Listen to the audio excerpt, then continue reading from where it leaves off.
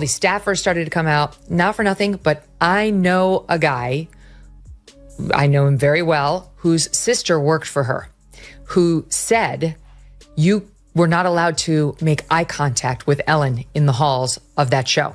If you saw her, this is not a nice person. The Ellen situation. Yeah. You know, people found out that Ellen was mean, and all these people came out and said, Ellen's actually a bitch. And everybody, whoa, Yeah. I can't believe it. And she lost everything. She fell apart, disappeared, because people found out that this character that she was portraying in a half an hour on a television show is not really who she was. My buddy Greg, who was one of her writers, was like, she's a piece of shit. And he was like, she's a monster. You know that one celebrity who seems almost too nice? So relentlessly kind, so bubbly, so flawless in every public appearance that something just doesn't feel quite real? For years, Ellen DeGeneres was that person, the dancing talk show host, with the Be Kind motto tattooed across her brand. The champion of feel-good television, surprise giveaways, and tear-jerking reunions. But what if behind that iconic smile was something much darker? That's exactly what Joe Rogan and Megyn Kelly, two of the most outspoken voices in media, set out to unravel. And let's just say, once they pulled back the curtain, there was no turning back. It's like a beautiful name, Isis. Ellen's rough. That's Ellen a is rough like one. an old. But it's a rough one now. It's a rough one now because she was running Abu Ghraib in the back of her show. This isn't just another celebrity gossip piece. This is a cultural wake-up call. Ellen's story didn't collapse in a dramatic, scandalous tweet storm or a courtroom trial. Instead, it crumbled under the weight of her own contradictions. Methodically, dismantled by two people from completely different worlds. Joe Rogan, the raw, no-filter king of podcasts, and Megyn Kelly, the polished, sharp-edged journalist with zero tolerance for BS, teamed up, intentionally or not, to reveal what Hollywood never wanted us to see. Ellen's kindness was a product, a brand, and possibly a lie. Let's rewind a bit. It led to article after article of people being like, Ellen's a bitch. Ellen is a nasty person. For years, Ellen was considered untouchable. She broke barriers, became an LGBTQ+ icon, and created one of the most beloved daytime shows in television history. But the first major crack in the facade came not from a tabloid expose or an angry tweet, but from an actress named Dakota Johnson. It was a seemingly innocent interview. Ellen, trying to keep the tone light and playful, joked that Dakota hadn't invited her to her birthday party. But Dakota didn't laugh. She corrected her, on camera. Actually, that's not the truth, Ellen, she said. I did invite you. And just like that, the spell broke. The awkward tension was unmistakable. Ellen had been publicly called out, and people couldn't stop replaying the moment. Was this the first glimpse of the real Ellen? The woman behind the stage lights and scripted smiles? That clip went viral. And with it, years of backstage rumors came flooding into the mainstream. Former employees, writers, and insiders began to speak up. Not anonymously, not vaguely. They told stories of a toxic workplace, of being forbidden to look Ellen in the eye, a fear that radiated through the studio halls. And while some tried to brush it off as exaggerated Hollywood drama, others knew better, including Joe Rogan. Joe didn't mince words. He's never been the kind of guy to dance around a topic, literally or figuratively. On his podcast, he shared accounts from friends in the industry. One writer who worked for Ellen described her as a monster. Others said the environment was like Guantanamo Bay, not because of politics, but because of the fear. According to them, working on Ellen's set meant walking on eggshells, smiling through clenched teeth, and never letting your guard down. That's not just workplace tension. That's fear culture, and while many celebrities get away with these kinds of stories buried in tabloids, Ellen's brand was built entirely on the opposite. Her empire was kindness. It wasn't just a slogan, it was a selling point. So when Rogan raised the question, how does someone who preaches kindness enforce such a hostile atmosphere behind the scenes? People listened, but Rogan didn't stop at just stories. He looked at the bigger picture. He called out Hollywood's habit of putting celebrities on pedestals for traits they perform rather than practice. And Ellen became the poster child. For that disconnect, then came Megyn Kelly. Where Joe Rogan used storytelling and skepticism, Kelly brought the receipts. As a seasoned investigative journalist, she wasn't interested in vague feelings or rumors. She traced the paper trail. Lawsuits filed by staff, complaints made to HR, anonymous testimonials corroborated by named sources. But more than that, she dug into how the media reacted. Or rather, didn't react. She pointed out how mainstream press outlets tiptoed around Ellen's controversies. Why? Because she was safe. She was liberal. She was beloved. She hadn't crossed any sacred lines. So the media circled the wagons. Instead of pressing for answers, they published fluff pieces. Instead of holding her accountable, they gave her a pass. Kelly wasn't having it. She called out the hypocrisy directly. "You can't preach kindness on screen while running a toxic empire off camera," she said in one segment. And she didn't stop there. When Ellen announced her Netflix comeback special, claiming she'd been run out of Hollywood, Kelly fired back, "You're worth hundreds of millions. You're not a victim. You're a brand that got caught." And just like that, the pity card didn't work. What's fascinating about this entire saga is how it played out. Ellen didn't get canceled in the traditional sense.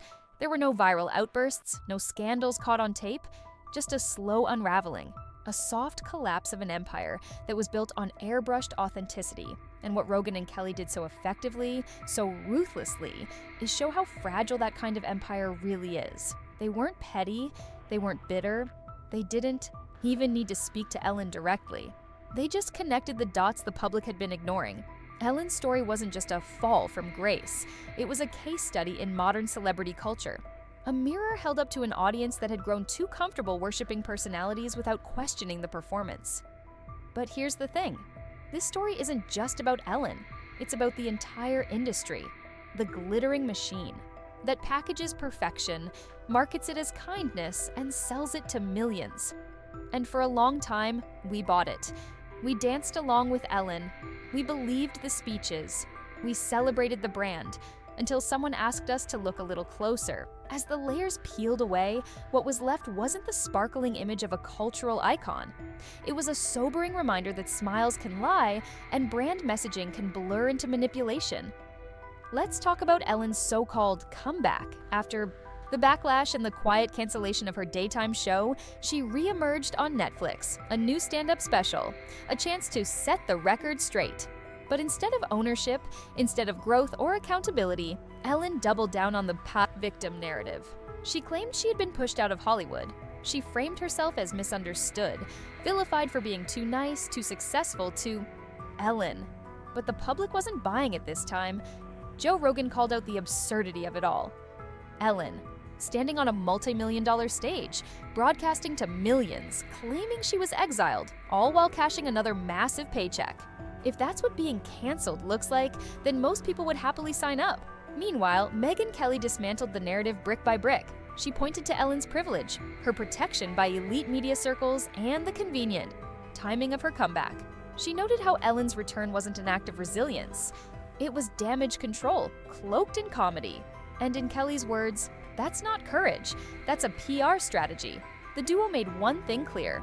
Ellen wasn't being punished. She was finally being questioned, and that distinction matters. Because for decades, celebrity culture has thrived on one-way narratives. Celebrities speak, and audiences listen. Brands are crafted with precision. Stories are manicured for mass appeal. And we, the public, rarely challenge them. But something shifted. Thanks to voices like Rogan and Kelly, people are now asking harder questions. The concept of brand kindness is under a microscope. What does it really mean when someone turns decency into a marketable asset? When authenticity becomes a script? When goodness is sold like merchandise? And Ellen's story is ground zero. For that reckoning, Joe Rogan took the cultural temperature and exposed the cracks. Megyn Kelly traced those cracks to their corporate roots. Together, they didn't just critique Ellen. They shook the foundations of a system that rewards performance over principle. One moment that especially caught attention was Rogan's discussion of Ellen's interview with Jesus Campos, the only known survivor from the Las Vegas shooting. A bizarre, clinical interview on daytime television that raised more eyebrows than sympathy. Why was Ellen the platform for such a serious, emotional conversation? Why did it feel scripted, rehearsed, sterile? Rogan called it out for what it was. Weird, mechanical, almost like propaganda. And it left many viewers wondering if The Ellen Show had become something more than just lighthearted daytime fluff. If it had, perhaps, transformed into a tool for narrative control. That idea struck a nerve. When your brand is built on trust, on smiles, on dancing and tears of joy, any hint of manipulation feels like betrayal. And betrayal lingers. It's not just the accusations that hurt Ellen, it's the disappointment.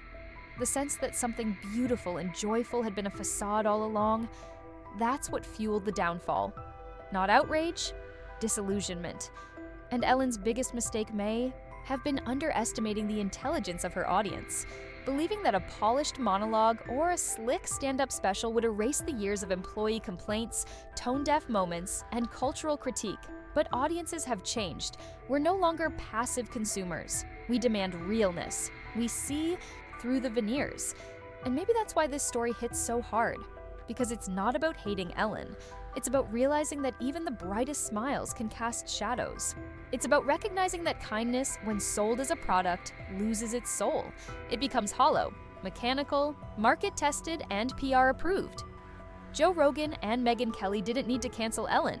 They didn't need to shout or drag her on Twitter. They simply told the truth. Bluntly, without filters, and backed by real insight. And that's what made it so powerful. It reminded us that behind every celebrity smile, every carefully curated image, there's a human being. Messy, flawed, complicated, and sometimes that human being doesn't live up to the character they've created. So what does this mean for celebrity culture moving forward? It means the fairy tale is over. Audiences want more than rehearsed lines and be kind slogans. They want transparency, vulnerability, realness. The fall of Ellen is a signal that performative perfection isn't enough anymore. That fans would rather connect with an imperfect truth than be sold a polished lie. And for other celebrities watching this unfold, the message is clear. If your brand doesn't match your behavior, the truth will eventually surface. It might not come in a viral tweet or a front-page scandal. It might come in the form of two relentless voices from different sides of the media aisle who are simply tired of the smoke and mirrors. And that's the beauty of this cultural shift. It's not vengeful, it's clarifying. Rogan and Kelly didn't bring pitchforks. They brought questions, they brought analysis, they brought honesty, and in doing so, they cracked open a narrative that had been carefully protected for years. So, what's left of Ellen's legacy? Maybe she's still the pioneer who broke barriers and brought joy. Maybe she's also the executive who fostered fear and ignored accountability. Maybe she's both. But what's undeniable now is this. The audience sees her more clearly than ever. And that clarity, uncomfortable as it may be, is the beginning of real change. Not just for Ellen, but for an entire industry built on illusion. Because, in the end, no amount of choreography can dance around the truth. If you've ever questioned the glossy world of celebrity branding, now's the time to speak up. Drop a comment below. Do you think Ellen deserves a second chance? Or is this just another case of a carefully crafted comeback? And don't forget to hit that like button if you're tired of fake kindness being sold as authenticity. Subscribe for more cultural breakdowns that go beyond the headlines and get to the heart of the story. The truth is out there. Let's uncover it together.